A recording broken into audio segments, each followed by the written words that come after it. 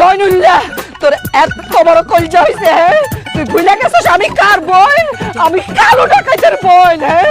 তুই আমি জীবিত থাকতে আবার বিয়ে করে নিয়ে আসছস। তোদের এত বড় কলজা হইছে, দুইজনে মিলে দুইটা বিয়ে করে নিয়ে আসছস, তোরা একদম জল মেরে ফেলাবো।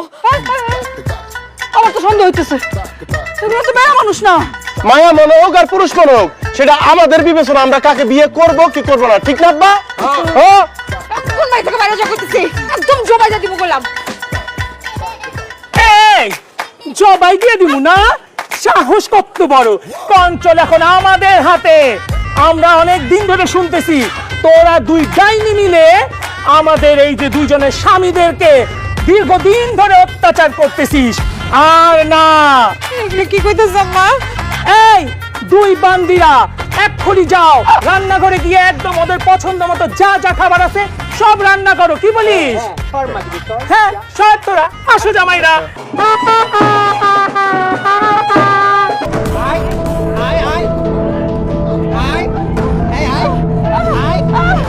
আম্মা আরে কি ব্যাপার? তুই আবার ধরছিস কেন? কথা পাইছো? ওকে আবার উঠিয়ে আদর করছিস কেন? হ্যাঁ, বাইরে আমার বাড়ি থেকে বাইরা! এত বড় সাহস তো করে কে দিছে? আমার বউ আর আমার মায়ের গায়ে তোর হাত তুলছস, বাইরে আমার বাড়ি থেকে! এই সবুজ, এই এটা তুই কি করলি? হ্যাঁ, তুই আমার গালে থাপ্পড় মারলি?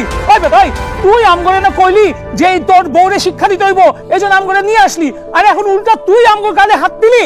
সবুজ, তুই বলছিলি তোর বউ আর শাশুড়ি শিক্ষা দিতে, আমরা তাই করলাম, এই তার প্রতিদান। এই উপকার আমার লাগবো না, যে উপকার আমার বউ আমার মা ছোট হয় এই উপকার আমার লাগবো না। বাইরা, তো করে কইছিলাম শিক্ষা দিতে, গায়ে হাত তুলতে না। বাইরা, এই বাইরা, বাইরা এর থেকে। এই চল, নে তোর শিক্ষা তুই দে, নে তোর উপকার।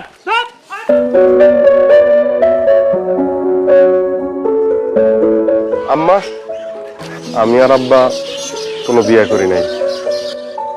হবু, আসলে তোমরা দুজন আমার সাথে যে ব্যবহার করতেছিলা আমি আর আব্বা নিতে পারতেছিলাম না। আমাকে মনে হয়েছে যে তোমার একটা শিক্ষা দেওয়া দরকার, সেই জন্যই আসলে এদেরকে খবর দিছি। ওরা মূলত আমার বন্ধু।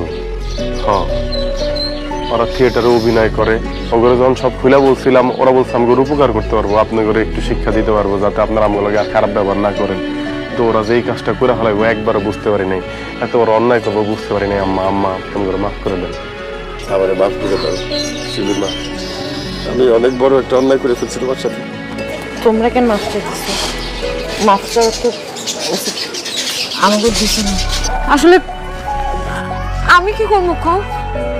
আমি ছোটবেলা থেকে দেখে আসছি যে উঠতে বসতে খাইতে আমার মা আমার বাপের যাতাইতেছে, আমার বাপের দেখে সব কাজ করাইতেছে।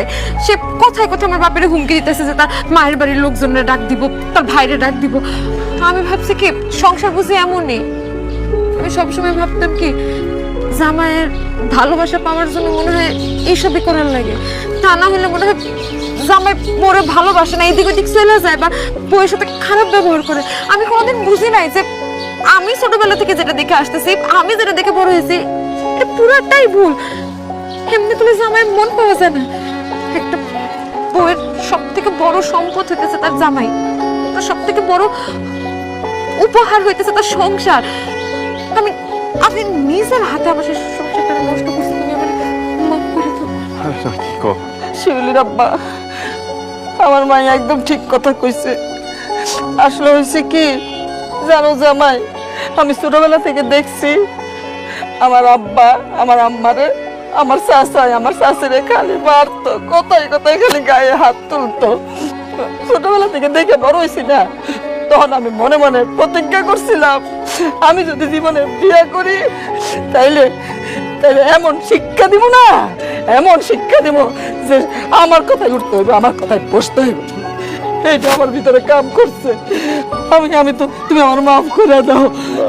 20 বছর আমি তোমারে অনেক জ্বালাইছি, এবার তুমি যদি আমারে ক্ষমা করে দাও আমি আজীবন তোমার খেদমত করবো। আম্মা, আসলে জোর জবরদস্তি করে তো আর সংসারে সুখ আনা যায় না।